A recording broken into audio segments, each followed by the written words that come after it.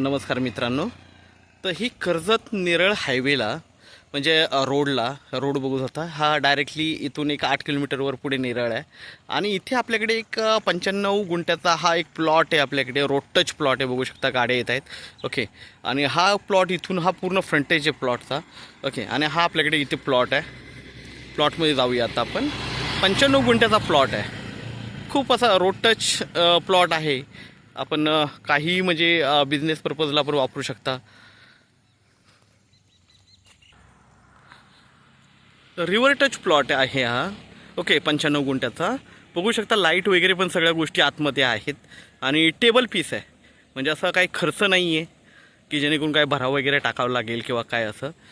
एक 10 ते 15 मिनटात तुम्ही नेरळला पोहोचू शकता इथून, कारण 7 ते 8 किलोमीटरवर नेरळ आहे. जबरदस्त असा प्लॉट आहे. रिव्हर बघू शकता तुम्ही, भरपूर पाणी आहे रिव्हरला. ओके,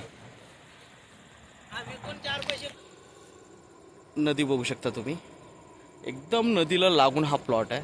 हे पण जे बनवले ना स्टेप्स, हे आपण या प्लॉटमध्येच येतात. ओके, ही पूर्ण नदीला इथे पूर्ण म्हणजे हे आता नेरळ माथेरान तर खूपच जवळ आहे इथून. नदी बघू शकता. ही ब्रिज आहे पुढे.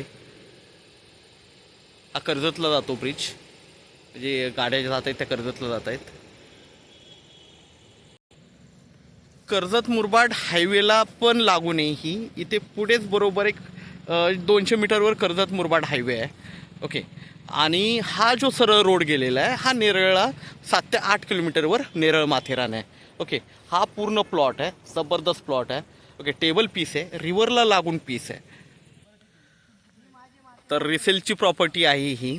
ओके, क्लिअर टायटल आहे